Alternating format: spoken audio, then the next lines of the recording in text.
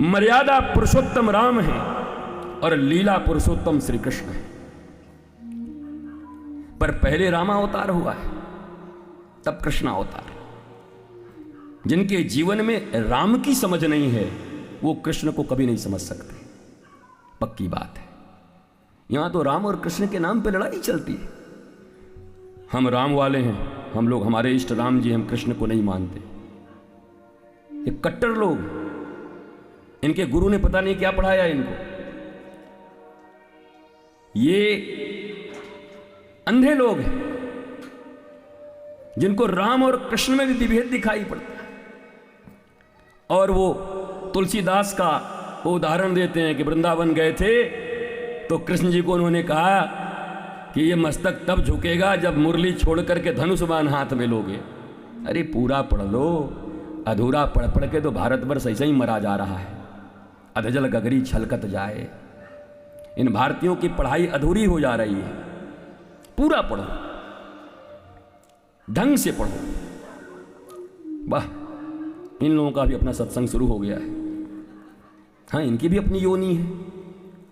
राम जी के राज में एक कुत्ते को एक आदमी ने मार दिया था, तो न्याय हुआ। बोला क्या चाहते हो? कुत्ता बोला हमको बिना कारण मारा है। बोला क्या दंड दें? राम जी ने कहा तू बता, जो बताएगा वही दंड दिया जाएगा, राम राज है ये। बोला महाराज जी इसको महंत बना दीजिएगा अगली बार किसी मठ का। बोला क्यों? तो कुत्ता बोला हम भी पिछली बार महंत ही थे, बैठ के खाली खा रहे थे, इस बार कुत्ता बन गए। ये रामराज की बात है, नाराज नहीं होंगे।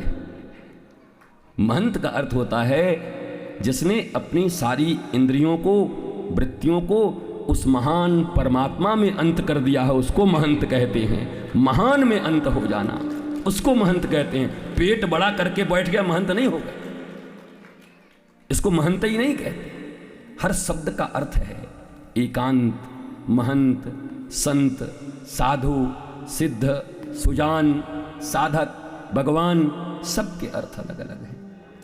जीवन आनंद का नाम है, हाय हाय करने का नाम नहीं है। 10 से 4 तक नौकरी की, 5 से 7 तक पत्नी पे आके बिगड़े, 7 बजे बच्चा को थप्पड़ मारा, बच्चा उधर भीतर गया अपना गुड़िया तोड़ दिया, ऐसे करके सब एक दूसरे पर गुस्सा निकाल रहे हैं। ये नौकरी जहां करते हैं बॉस ने कहा डंकी, यस सर, नौकरी लात मार के निकाल देंगे, no sir.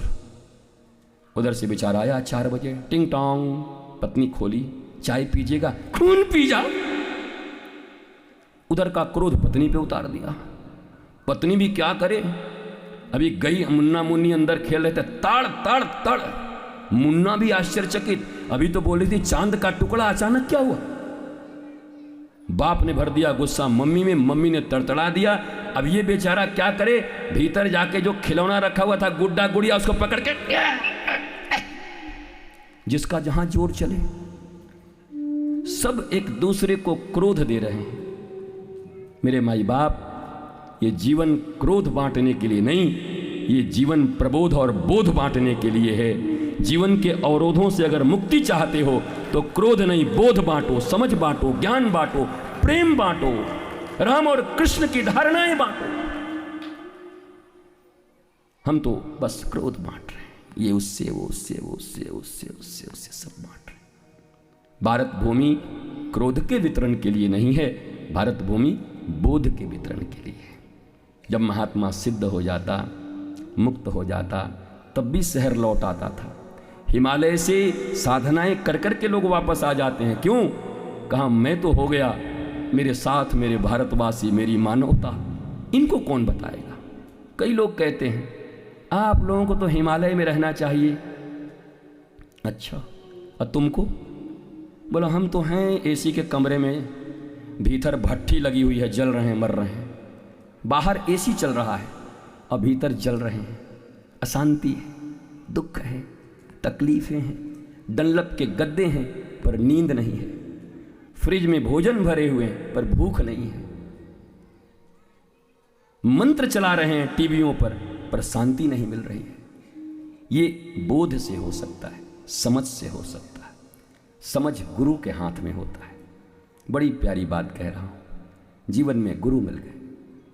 4th class fail थे ठाकुर रामकृष्ण परमहंस, और ग्रेजुएट विवेकानंद को जब उन्होंने प्रबोध दे दिया, तो शिकागो की भूमि पर भारतीय धर्म की ध्वजा को लहरा के आ गए। चौथी क्लास फेल गुरु। भारत में गुरुता का महत्व, भारत में महाराज एकेडमिक क्वालिफिकेशन से ज़्यादा आध्यात्मिक क्वालिफिकेशन का महत्व।